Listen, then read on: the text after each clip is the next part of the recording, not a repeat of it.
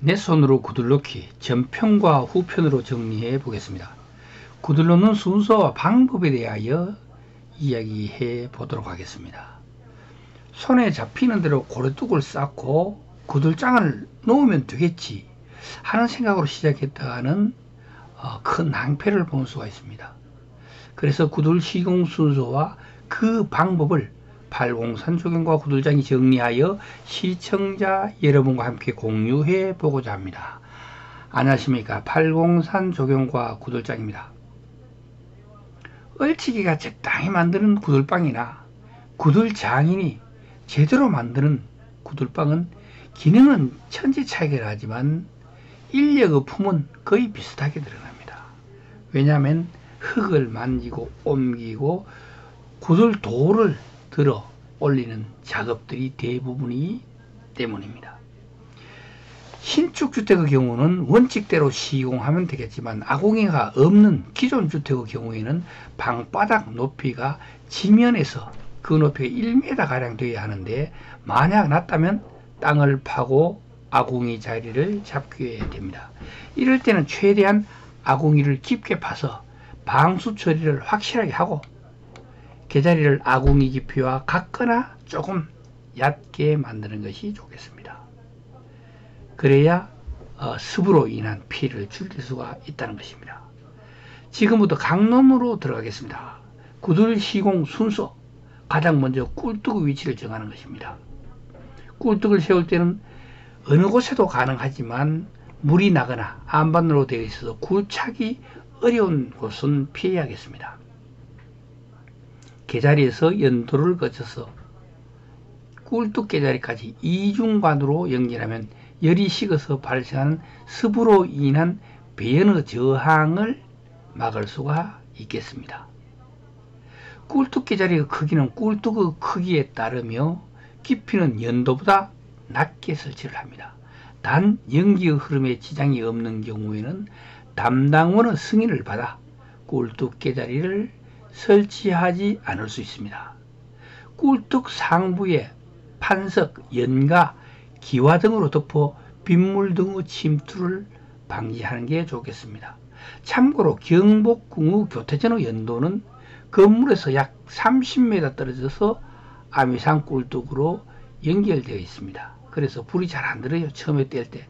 그래서 불마중 구멍을 따로 두고 있는 경우입니다. 아궁이 자리를 잡는 게 그 두 번째입니다.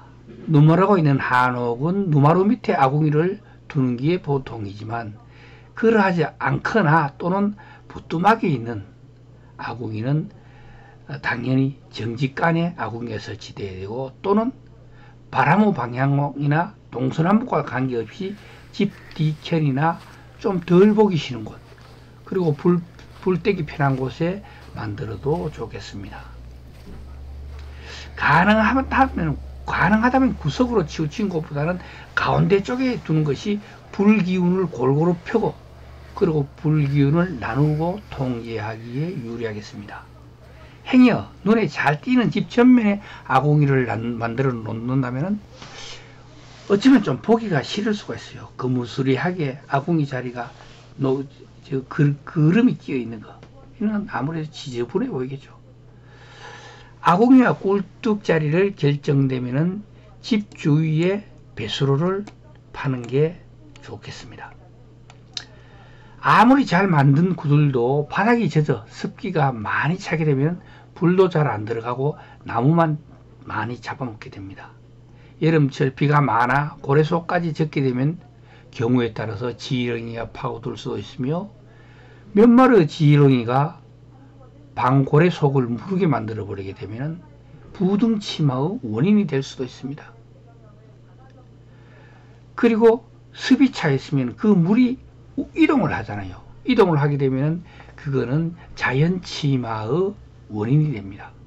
그리고 자연치마가 똑같이 되면 되는데 어느 한 부분으로 물은 항상 따라 흐르게 되어 있거든요. 그렇기 때문에 부등치마가 하고 부등치마로 인해서 구들장이 꺼지게 되면 그것이 하자가 되는 것이죠. 지하수위가 높아서 구들고래 속이 젖어 있다면 최소 몇 배로 나무가 더 들어가게 됩니다. 그래서 방골의 속은 항상 건조해야 한다는 것입니다. 무지하거나 게으른 탓에 젖은 바닥으로 고생하고 건물의 수명도 짧아지게 됩니다. 습해는 질병을 몰고 온다고 해서 옛날부터 옛날 어른들도 꺼려해 왔습니다. 건물 수명이 짧아진다면 그 속에서 살고 있는 사람의 수명에 영향을 주지 않을까요? 이미 건물이 자리를 잡고 그 주변에 작업할 만한 공간이 없는 경우에도 삽과 곡괭이 등으로 한 자든 두 자든 깊이 파서 배수로를 만들어 주는 게 좋겠습니다. 습이 있는지 없는지는 그 자리에 가가지고 베테랑들은 딱 보면 그냥 알아요. 물이 찰 만한, 물은 항상 오미는데 못 이기게 돼 있거든요. 그래서 그 집이 위치가 당그랗게 들려 있으면은 그거는 물이 찰 수가 없어요. 그런 데서 이런 걸 신경 쓸 필요가 없다. 그러나 물이 찰 만한 곳에서는 꼭 배수로를 먼저 만들어 주라.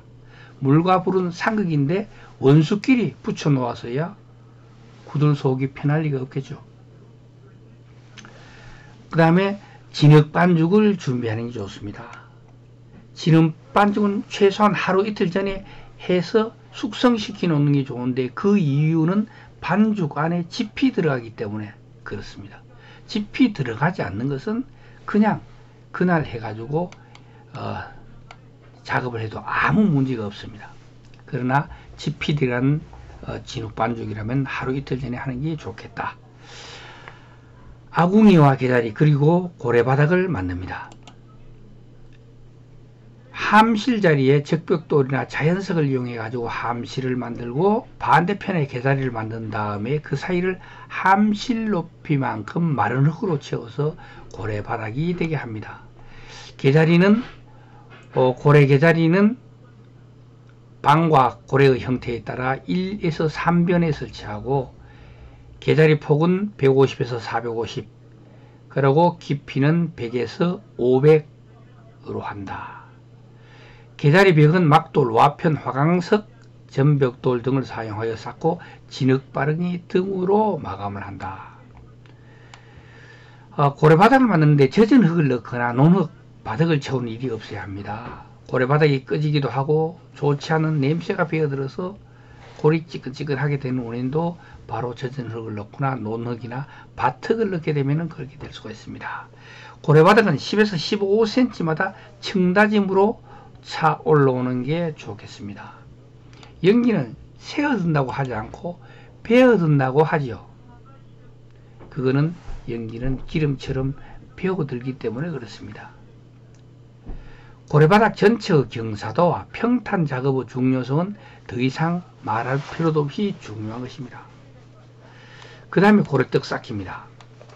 고래떡 쌓기는 재료는 막돌, 전벽돌, 흑백돌, 와편, 화강석 등으로 하는데 고래떡의 폭은 250에서 300, 높이는 250에서 400, 이때 고래 간격은 200에서 300으로 한다. 고래떡은 시근단과 높이를 같이 하되 구들장을 설치했을 때 하방 하부보다 높지 않도록 한다. 흩은 고래로 시공할 경우에는 고래떡을 쌓지 않고 갯돌로 구들장을 받친다. 구들장 놓기.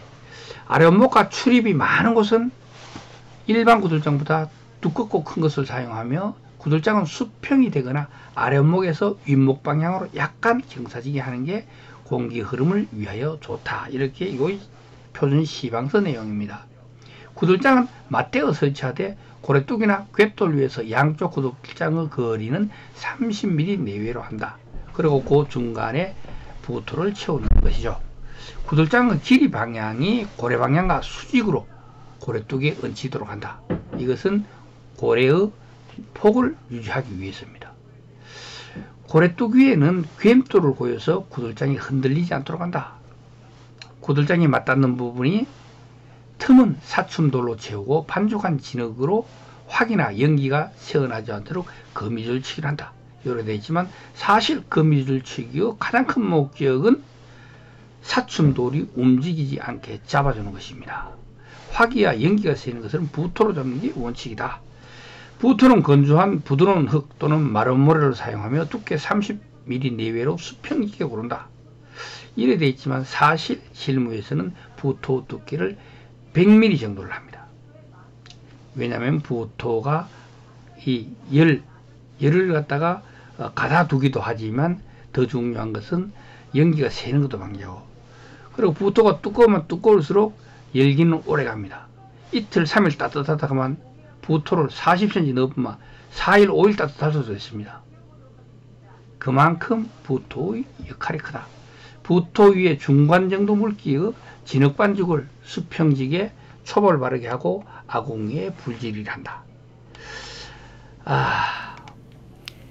내 손으로 구들놓기 전편은 여기까지 하도록 하겠습니다. 끝까지 시청해 주셔서 대단히 감사합니다.